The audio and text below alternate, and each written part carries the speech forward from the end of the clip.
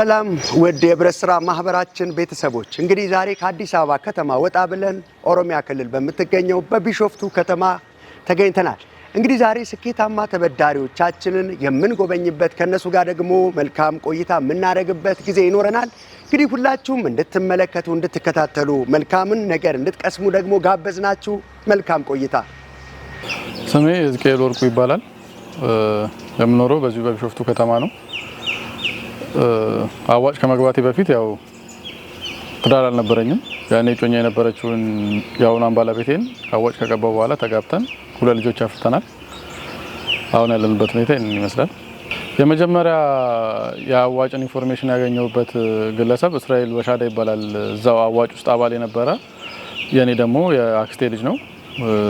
እንደ አጋጣሚ ነበረ የነበረኝን የስራ ተነሳሽነት አይቶ ፋይናንሻሊ ብትደገፍ መስራት ትችላለህ የሚለውን ነገር ከጠየቀኝ በኋላ እሱን ቅዴን ስነግረው ያው እሱ ነው መጀመሪያ አዋጭን የጠቆመኝ። በሱ ጥቆማ መሰረት ቢሾፍቱ ቅርንጫፍ ከነበረው ከአዋጭ መስሪያ ቤት ሄጄ ያኔ የብራንቹ ማናጀር ሄጄ እሷን አዋርቼ ስለ አዋጭ መሰረታዊ ገለጻ ከተደረገልኝ በኋላ እኔም በዛ ተመስጬ ተማርኬ አባል ሆኜ ቀጥያለሁ። ይህን ኢንፎርሜሽን ልክ ከእስራኤል ካልኳችሁ ግለሰብ እንዳገኘውኝ ቀጥታ ወደ ቢሮ ሄጄ ያናገርኩኝ 2010 መጨረሻ 2011 መጀመሪያ አካባቢ ነው። ኦልሞስት ከ5 ዓመት በላይ በአባልነት ቆይቻለሁ። ያኔ እኔ በተመዘገብኩበት ጊዜ ወርሃዊ ቁጠባ የነበረው በወር 350 ብር ነበረ። እሱን እየቆጠብኩኝ ለ6 ወራት ቆየውኝ። ያንን ለ6 ወር ከቆጠብኩ በኋላ መበደር እንደምችል ተነገረኝ። እኔ እንዳጋጣሚ ሆኖ ያው ለ6 ወር ቆይቼ ለመበደር የነበረውን ሀሳብ ትንሽ አራዘምኩትና ብድሩ በብር ወደ 12500 አካባቢ ሲሆን እሱን ብር ተበድሬ የመጀመሪያ ዙር ስራ በሱን የጀመርኩት። መጀመሪያ በተበደርኩት ብር እንጉዳይ ማርባት ነው የጀመርኩት። እንጉዳይ ቢዝነስ የሚል ነገር አየሁኝና በየፖስተሩ ላይ የተለጠፈ እነሱን ሰዎች አናግሬ የእንጉዳይ ስራ ጀመርኩ። እንጉዳዩን እየሰራውኝ ተመልሼ ያዋጭንም ቁጠባ እየቆጠብኩ ሁለተኛ ብድር ተመቻቸልኝ። የመጀመሪያውን ከመለስኩኝ በኋላ 50 ሺህ ብር ተበደርኩኝ። ያንን 50 ሺህ ብርም ከእንደገና እየመለስኩኝ እየከፈልኩ አጠናቀቅኩኝ። መጠናቀቅ ከሚገባው ጊዜ ቀደም እያደረኩ ነው ስራው። አጋጣሚ እግዚአብሔር ረድቶኝ ጥሩ እየሆነ መጣና እሱን ልክ ከፍዬ እንዳጠናቀቅኩኝ ወደ ሶስተኛው ብድር ወይም ደግሞ ኮላትራል አስይዤ የእህቴ መኖሪያ ቤት ነበረ በቢሾፍቱ ከተማ የሚገኝ እሱን አስይዤ በዛ መካከል አሁን እኔ ከመጀመሪያው ብድር እስካሁን እስከምነግራችሁ ጊዜ ባለው መካከል በጣም ብዙ አባላትን ወደ አዋጭ አምጥቻለሁኝ። የቤተሰብ አባላቶችንም ጓደኞችንም ማገኛቸውን ሰዎች ሰርተው መለወጥ ፍላጎት አላቸው ብዬ የምገምተውን ሰዎች በተቻለ መጠን ወደ አዋጭ ይዣቸው መጥቻለሁ። አብዛኞቹ ገብተው ተጠቅመዋል። ከነዛ መካከል አንደኛው እህቴ ነበረች። እህቴ አጋጣሚ ቤት መኖሪያ ቤት ነበራት በቢሾፍቱ ከተማ የሚገኝና እሱን አስይዘን ተበድረን ለምን የዶሮ እርባታ አንጀምርም የሚል ሀሳብ አመነጨው። እኔ እሺ ተባባልን። እሱን አስያዝንና ለሁለታችንም 400 ሺህ ብር ብድር ወሰድን። ያን 400 ሺህ ብር ወሰድነውን እኔ ወደ ዶሮ ቢዝነስ ቀየርኩኝ። እሷ ደግሞ ለራሷ ሌላ የምትሰራው ቢዝነስ አለ። እዛ ላይ አሰናዳች ስራውን። ጥሩ ሆነ ስራው። አጋጣሚ እግዚአብሔር ረዳንና ያንን ሳንቲም ከበር ማድረግ ተቻለ በተወሰነ መልኩ። እንደነገርኳችሁ በዛ መካከል ባለቤቴንም አዋጭ አባል አድርጊያት ነበርና እሷ ደግሞ መኪና የሚገዛበት ደብተር አለ። እሱን ደብተር አውጥታ መኪና ገዛች። በመኪናው እሷ ጥሩ እየሰራች ነው ያለችው። አሁን እኔ ለብቻዬ ለአራተኛ ጊዜ ከባለቤቴ ጋር ደግሞ ለአምስተኛ ጊዜ ብድር የቤት ብድር እየጠየቅኩ ነው ያለሁት። ፕሮሰስ እያደረግን ያለ ነው። ይህን ይመስላል እንግዲህ ከ2010 መጨረሻ ወይም ከ2011 መጀመሪያ እስከ አሁን ባሉት አመታት ከ12000 ብድር እስከ 5 ሚሊዮን ብር ብድር ደርሰናል ማለት ነው። አዋጭ በጣም ባለውለታችን ነው። በስራ ዙሪያ አሁን በዋነኝነት እኔ የምሰራው የዶሮ እርባታ ነው። የስጋ ዶሮ እርባታ ዘርፍ ላይ ነው የተሰማራሁት። እሱ ደግሞ ያው ሌበር ኢንቴንሲቭ ነውና ግዴታ ሰዎች ስለሚያስፈልጉ አንደኛው ያንን ስራ እንድመርጥ ካደረጉኝ ምክንያቶች አንደኛው እኔ ሰው ሆኜ ለሌሎች ሰዎች ስራ መፍጠር ነበረ። መጀመሪያ ከአላማዎቼ ካስቀመጥኳቸው አላማዎቼ ውስጥ አንደኛው እሱ ነበረ። ልክ እኔ ከዩኒቨርሲቲ ተመርቄ ስራ ፍለጋ የተወሰነ እንደተንከራተትኩት ሰዎች እንዳይገጥማቸው በሚል በጣም አስብ ነበርና አጋጣሚ ሆኖ እኔም የምሰራው ስራ በጣም ሌበር ኢንቴንሲቭ ነው፣ ያስፈልገዋል። አሁን 3 ፋርሞች አሉኝ። አንዱ ፋርም ላይ በቋሚነት 3 ሰው፣ በጊዜያዊነት 1 ሰው እንደዛ ያደረግን እናሰራለን። በአጠቃላይ ስራው ፒክ ሲዝን ላይ በሚሆን ጊዜ እስከ 12 ሰው፣ ዳውን በሚሆንበት ጊዜ ደግሞ 9 ሰው፣ በአቬሬጅ ከ9 እስከ 12 ለሚሆኑ ወጣቶች የስራ እድል ፈጥረን ያለ ነው ማለት ነው ለጊዜው።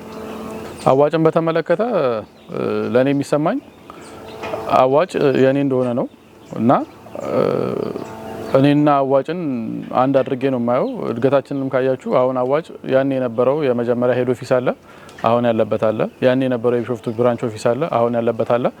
ብቻውን አይደለም እያደገ ያለው፣ አብረን እያደግን ያለ ነው።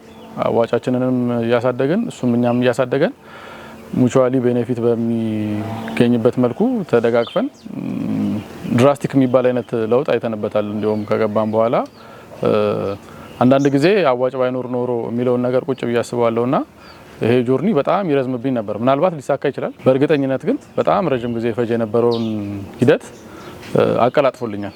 በጣም ባጭሩ አቀላጥፎልኝ አቺቭ እንዳደርግ አድርጎኛል ማለት ነው። ያው ከቁጥር ብዙ ጊዜ ለመግባባት በጣም ይመቻልና ከቁጥሩ መረዳት እንደሚቻለው በዛ ጊዜ እንግዲህ ሰው መቼስ ያጠረውን ነገር ነው የሚበደረው። በዛ ጊዜ የተበደርኩት እንደነገርኳችሁ 12000 ብር ነው። አሁን እኔ በወር ለሰራተኞቼ በአማካይ ለአንድ ሰው 5000 ብር ነው የምከፍለው። 12 ሰራተኞች አሉ። እስከ 60000 ብር እከፍላለሁ ደሞዝ እና እኔ በጣም ቆጥቤ ተመኝቼ አገኘሁት ስራ ሰራበታለሁ ያልኩት ብር አሁን ሰዓት ላይ የ3 ሰራተኞች ደሞዝ የማይሞላም የ2 ሰው ከምናምን እንደዛ አካባቢ ነውና ብድሩንም ብታዩት ከ12000 ወደ 5 ሚሊዮን በዚህ በ5 አመት ውስጥ ማደግ ተችሏል ማለት ነው። በብዛት በእንደዚህ አይነት ተቋማት አካባቢ ብዙ ጊዜ የሚስተዋሉ እስካሞች አሉ። በእርግጥ እኔ ከአዋጭ ውጪ በደንብ እንዲጠልቄ የማውቀው ሌላ የህብረት ስራ ማህበር የለም። እንዲህ በስማ በለው ነው እንጂ ጠልቄ አባል ሆኜ የሞከርኩት የለም እስካሁን ድረስ። በውጪ ግን በምንሰማው ኳሊፊኬሽናቸው አንዳንድ ጊዜ መሰረታዊ አይደለም ማለት ያስታውቃል። አሁን የሚሆን ነገርና ያው በሀገራችን አባባል ማያጠገብ እንጀራ ከምጣዱ ያስታውቃል እንደሚባለው ሁሉ የሚጠየቁት መስፈርቶች እውነት እነዛ የህብረት ስራ ማህበራት ህብረተሰቡን ለማሳደግ ህብረተሰቡን ለመጥቀም አብዛኛውን ማህበረሰብ ከድህነት ለማውጣት ነው ወይ የመጡት የሚለውን የነሱ ጥያቄ ውስጥ መልሱ ይገኛል እና በተወሰነ መልኩ ኦቨርሉክ እንዲሁ ባደረኩት አብዛኞቹ ላይ የዛ ክፍተት አይቼባቸዋለሁ። ወጣ ገባም ይሆኑ አሉ፣ በዛው ልክ ውጤታማ የሚሆኑ ይኖራሉ ብዬ አስባለሁ። አዋጭ ማለት እኔ በአንድ ቃል ለመግለጽ አዋጭ ነው። ከአዋጭ በላይ ትርጉም ልሰጠው አልችልም። እንደ ስሙ አዋጭ፣ በቃ ስሙን በተግባር ያሳየኝ ድርጅት አዋጭ ነው። አዋጭ ነው፣ ያዋጣል።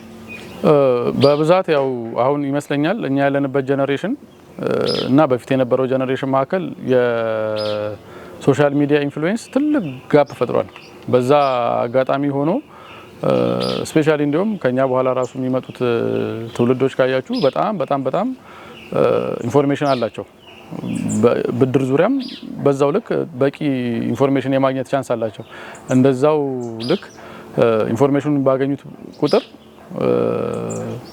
የመጠቀም ቻንስ ይኖራቸዋል። እኔ አሁን ብድርን እድል ቢባል ደስ ይለኛል። አሁን ብድር የሚለው አማርኛ ባይትሰልፍ የሚሰጠው ትርጓሜና እድል ስንለው የሚሰጠው ትርጓሜ እንደ ማህበረሰብ የተለያየ ስለሆነ ብድር ሳይሆን እድል ነው። ምክንያቱም ብዙ ሰው እድል አጥቶ ቁጭ ያለ አለ።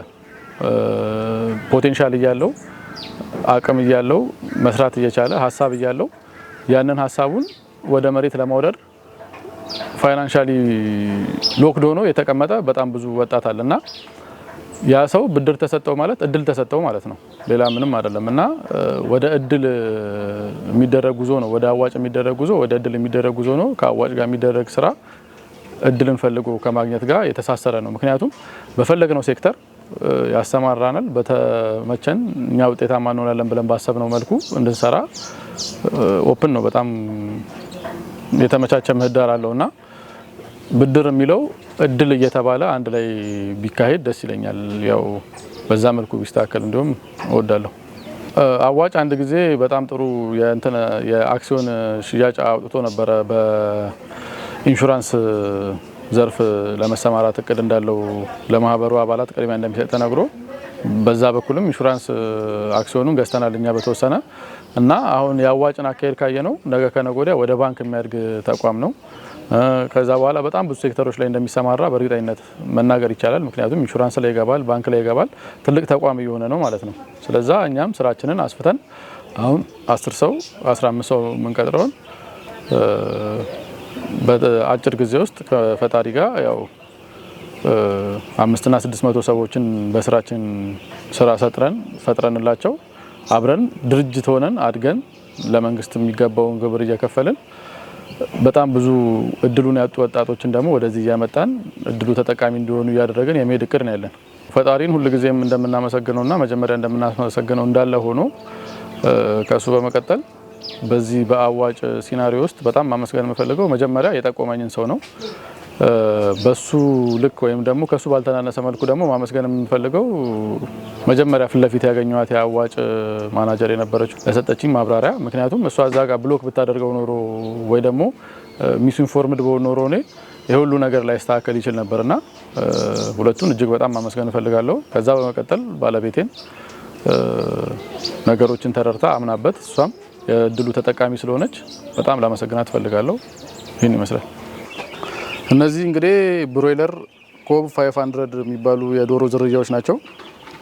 ከተፈለፈሉበት ቀን አንስቶ ወደ 6 ሳምንት አካባቢ ወይም ደግሞ 45 ቀን ይፈጅባቸዋል ምግብነት ለመድረስ። በ45 ቀን ውስጥ እነዚህ ዛሬ ጫጩቶ ነው የምታያቸው ጫጩቶች አድገው ለተጠቃሚ ዝግጁ ይሆናሉ። ማረጃ ቦታ አለን። ወደዛ በትራንስፖርት ወስደናቸው እርድ እናደርጋለን ማለት ነው። እነዚያውን ጠቅላላ የምታያቸው ብዛታቸው 4500 ነው። 4500ን ለመስራት የነሱ ኮስት እንዳለ ሆኖ እነሱ የሚገዙበት ሳንቲም እንዳለ ሆኖ ከዛ ውጪ ተጨማሪ መኖ አንዷ ከ5.5 እስከ 6 ኪሎ ትበላለች ተብሎ ይታሰባል። በ4500 በአቬሬጅ አሁን ትንሽ ከሆነ የበሉት እስከ 225 ኩንታል አካባቢ ይበላሉ። በደንብ ከተመገቡ ደግሞ ከዛ በላይ ቀናቸውን ትንሽ ገፋ ካደረግ ነው ከ45 ቀን አሳልፈን እስከ 60 ቀን እስከ 55 ቀን አንዳንድ የምናቆይበት ሁኔታ አለ። ከጾም ጋም ከገበያ ማፈላለግ ጋም ተያይዞ እና እንደዛ ይበላሉ። አንዱ ኩንታል በ4950 ብር ነው የምንገዛው ከነ ትራንስፖርቴሽኑ ወደ 5000 ብር አካባቢ ማለት ነው።